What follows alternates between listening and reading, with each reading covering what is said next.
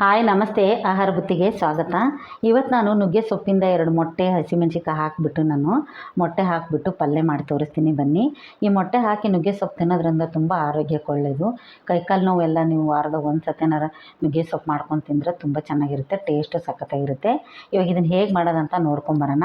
ಫಸ್ಟಿಗೆ ಇದನ್ನು ನಾನು ಈ ಕಡ್ಡಿ ಸಮೇತ ನಾನು ಹಿಂಗೆ ಸೊಪ್ಪೆಲ್ಲ ಇದನ್ನು ಬಿಡಿಸ್ಕೊಂಬಂದು ನಿಮಗೆ ತೋರಿಸ್ತೀನಿ. ನೋಡಿ, ಈ ಥರ ಎಲ್ಲ ನಾವು ಬಿಡಿಸ್ಕೋಬೇಕು. ಬಿಡಿಸ್ಕೊಂಬಿಟ್ಟು ಇದು ಅರ್ಧ ಕಟ್ ಆಗಿರೋದು ಇದು ನಾನು ನೀರಲ್ಲಿ ಹಾಕಿ ಇದನ್ನು ನೀಟಾಗಿ ನಾನು ತೊಳ್ಕೊತೀನಿ.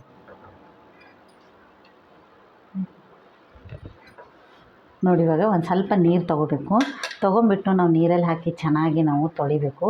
ತೊಳೆದ ನಂತರ ಇದು ಸೊಪ್ಪು ನಾವು ಮಾಡಬೇಕು. ಯಾಕಂದರೆ ಅಂಗಡಿಯಿಂದ ತಂದಿರ್ತೀವ, ಅಲ್ಲ ಕಿತ್ತು ಕೊಟ್ಟಿರ್ತಾರೆ, ಧೂಳು ಮಣ್ಣು ಎಲ್ಲ ಇರುತ್ತೆ.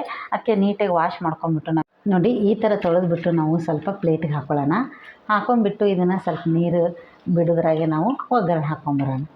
ಈರುಳ್ಳಿ, ಹಸಿಮೆಣಸಿಕಾಯಿ ನಾನೆಲ್ಲ ಕಟ್ ಮಾಡ್ಕೊಂಡಿದ್ದೀನಿ. ಇವಾಗ ನಾನು ಒಗ್ಗರಣೆ ಹಾಕಿ ತೋರಿಸ್ತೀನಿ. ನೋಡಿ, ನಾನು ಮಡಿಕೆ ಬಾಂಡೆ ಇಟ್ಕೊಂಡಿದ್ದೀನಿ. ಅದರಲ್ಲೇ ನೀವು ಪಲ್ಯಗಳು, ಸಾಂಬಾರು ಮಾಡಿ ತಿನ್ನೋದ್ರಿಂದ ಆರೋಗ್ಯಕ್ಕೆ ತುಂಬ ಒಳ್ಳೆಯದು. ಇವಾಗ ಮಡಿಕೆಗಳು ಯೂಸ್ ಮಾಡೋದ್ರಿಂದ ತುಂಬ ಆರೋಗ್ಯಕ್ಕೆ ಬೆನಿಫಿಟ್ ಇದೆ. ಇವಾಗ ನಾನು 2-3 ಸ್ಪೂನ್ ಆಗೋಷ್ಟು ನಾನು ಎಣ್ಣೆ ಹಾಕೋತಾ ಇದ್ದೀನಿ. ಎಣ್ಣೆ ಕಾಯ್ದ ನಂತರ ನಾನು ಜೀರಿಗೆ, ಸಾಸಿವೆ ಹಾಕಿ ಒಗ್ಗರಣೆ ಹಾಕಿ ತೋರಿಸ್ತೀನಿ. ನೋಡಿ, ಎಣ್ಣೆ ಕಾಯ್ದಿದೆ. 1 ಸ್ಪೂನು ಸಾಸಿವೆ, 1 ಸ್ಪೂನು ಜೀರಿಗೆ.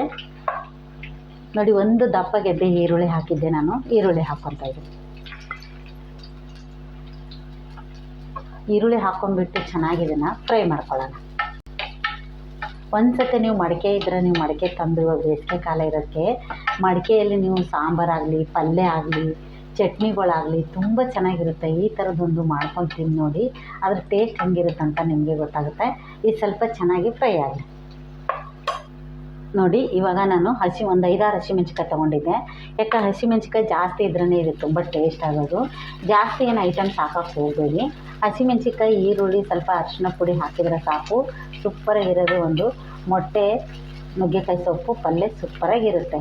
ಇವಾಗ ಇದು ಸ್ವಲ್ಪ ಹಸಿಮೆಣ್ಸಿಕಾಯಿಗೂ ಘಾಟ್ ಹೋಗಲಿ. ಅರ್ಧ ಸ್ಪೂನ್ ಆಗೋಷ್ಟು ನಾವು ಅರಿಶಿನ ಪುಡಿ ಹಾಕೋಣ. ಚೆನ್ನಾಗಿ ಎಣ್ಣೆ ಫ್ರೈ ಆಗಲಿ. ಇವಾಗ ನಾನು ಸೊಪ್ಪು ತೊಳೆದಿಟ್ಕೊಂಡಿದ್ನೆಲ್ಲ ಸೊಪ್ಪು ಹಾಕ್ತೀನಿ. ತೊಳೆದು ಇಟ್ಕೊಂಡಿರೋದು ನುಗ್ಗೆ ಸೊಪ್ಪು ಹಾಕ್ತಾಯಿದ್ದೀನಿ. ಈ ನುಗ್ಗೆ ಸೊಪ್ಪು ಒಂದು 2 ನಿಮಿಷ ಬೇಯಿಸ್ಕೊಂಡ್ಬಿಟ್ಟು ನಂತರ ನಾವು ಮೊಟ್ಟೆ ಹಾಕಿ ಇವಾಗ ನಾನು ಉಪ್ಪು ಹಾಕ್ತೀನಿ. ಉಪ್ಪು ಹಾಕಿಬಿಟ್ಟು ಈ ಸೊಪ್ಪು ಚೆನ್ನಾಗಿ ಬೇಯಿಸ್ಕೊಳ್ಳೋಣ. ನೋಡಿ ಎಷ್ಟು ಚೆನ್ನಾಗಿ ಬೇಯುತ್ತೆ ಅಂತ.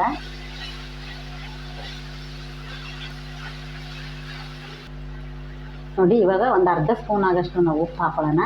ಉಪ್ಪು ಕಡಿಮೆ ಹಾಕ್ಕೊಳ್ಳಿ. ಆಮೇಲೆ ನಾವು ರುಚಿ ನೋಡಿಬಿಟ್ಟು ಉಪ್ಪು ಖಾರ ನೋಡಿಬಿಟ್ಟು ನಂತರ ಹಾಕ್ಕೋಬೋದು. ಈಗ ಇದರಲ್ಲೇ ಸ್ವಲ್ಪ ಉಪ್ಪಿನ ನೀರು, ನುಗ್ಗೆಕಾಯಿ ಸೊಪ್ಪು ತೊಳೆದಿರೋ ನೀರು ಇರುತ್ತೆ. ಇದರಲ್ಲೇ 1 ನಿಮಿಷ ಇದು ಬೇಯಲಿ. ನೋಡಿ ಎಷ್ಟು ಚೆನ್ನಾಗಿ ಫ್ರೈ ಆಗಿದೆ. ಇವಾಗ ನಾವು 2 ಮೊಟ್ಟೆ ಒಡೆದು ಹಾಕೋಣ. ಯಾಕಂದ್ರೆ 1 ನಿಮಿಷ ಅದು ಸೊಪ್ಪು ಬೆಂದ ನಂತರನೇ ನಾವು ಮೊಟ್ಟೆ ಹಾಕಬೇಕು. ಮೊಟ್ಟೆ ಹಾಕಿದ ತಕ್ಷಣವೇ ಅದು ಫ್ರೈ ಆಗಿಬಿಡ್ತದೆ. ಅದಕ್ಕೆ ಫಸ್ಟೇ ನಾವು ಸೊಪ್ಪು ಎಲ್ಲ ಹಸಿಮೆಣ್ಸಿಕಾಯಿ, ಈರುಳ್ಳಿ, ಸೊಪ್ಪು ಎಲ್ಲ ಬೇಯಿಸ್ಕೋಬೇಕು. ಇವಾಗ ನಾನು 2 ಮೊಟ್ಟೆ ಒಡೆದು ಹಾಕ್ತೀನಿ.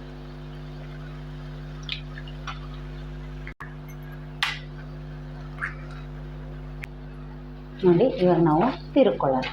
ಈ ಥರ ತಿರುಗಿಬಿಟ್ಟು ನಾವು 1 ನಿಮಿಷ ಮುಚ್ಚಿಟ್ರೆ ಸಾಕು. ಸೂಪರಾಗಿರೋ ಮೊಟ್ಟೆ ಪಲ್ಯ ರೆಡಿ ಆಗುತ್ತೆ. ನುಗ್ಗೆಕಾಯಿ ಸೊಪ್ಪು ಮೊಟ್ಟೆ ಹಾಕಿರೋದು ಸೂಪರಾಗಿರುತ್ತೆ. ತಕ್ಷಣ ತಿರುಗಿದ್ರೆ ಅಷ್ಟು ಚೆನ್ನಾಗಿರಲ್ಲ. ಒಂದೇ 1 ನಿಮಿಷ. ಇವಾಗ ನಾನು ಇದನ್ನು ಮುಚ್ತೀನಿ. ನೋಡಿ, ಚೆನ್ನಾಗಿ ಇದನ್ನು ನಾವು ಈ ಥರ ನಾವು ಮಿಕ್ಸ್ ಮಾಡ್ಕೋಬೇಕು. ಮಿಕ್ಸ್ ಮಾಡ್ಕೊಂಡ್ರೆ ಸಾಕು. ಸೂಪರಾಗಿರೋದು ನುಗ್ಗೆಕಾಯಿ ಮೊಟ್ಟೆ ಪಲ್ಯ ಮಾತ್ರ ಮಸ್ತಾಗಿರುತ್ತೆ. ಇದಕ್ಕೆ ಜಾಸ್ತಿ ಐಟಮ್ಸ್ ಏನು ಹಾಕೋದು ಬೇಡ. ಹಸಿಮೆಣ್ಸಿಕಾಯಿ, ಈರುಳ್ಳಿ, ಸಾಸಿವೆ, ಜೀರಿಗೆ ಇದ್ದರೆ ಸಾಕು. ಅಷ್ಟು ಸೂಪರಾಗಿರೋ ಟೇಸ್ಟು ಇದು ನುಗ್ಗೆಕಾಯಿ ಸೊಪ್ಪಿನ ಪಲ್ಯ ರೆಡಿ ಆಗುತ್ತೆ. ಆಮೇಲೆ ಅನ್ನ, ಚಪಾತಿ ಅದ್ರ ಜೊತೆಗೆಲ್ಲ ನೀವು ಹಾಕ್ಕೊಂಡು ತಿನ್ಬೋದು. ಇಲ್ಲ ಪ್ಲೇಟ್ಗೆ ಹಾಕ್ಕೊಂಡ್ಬಿಟ್ಟು ಹಾಗೇನೂ ತಿನ್ಬೋದು. ಅಂದರೆ ಇದು ನುಗ್ಗೆ ಸೊಪ್ಪಿನ ಪವರ್ ಅಷ್ಟು ಚೆನ್ನಾಗಿರುತ್ತೆ. ಇದು ತುಂಬ ಒಳ್ಳೆಯದು ಆರೋಗ್ಯಕ್ಕೆ. ಇವಾಗ ಇದು ನುಗ್ಗೆಕಾಯಿ ಸೊಪ್ಪು ಮೊಟ್ಟೆ ಹಾಕಿರೋದು ನಿಮಗೆ ಈ ಪಲ್ಯ ಮಾಡಿದ್ದು ಇಷ್ಟ ಆದಲ್ಲಿ ಲೈಕ್ ಮಾಡಿ, ಶೇರ್ ಮಾಡಿ, ಸಬ್ಸ್ಕ್ರೈಬ್ ಮಾಡಿ. ನಮಸ್ತೆ.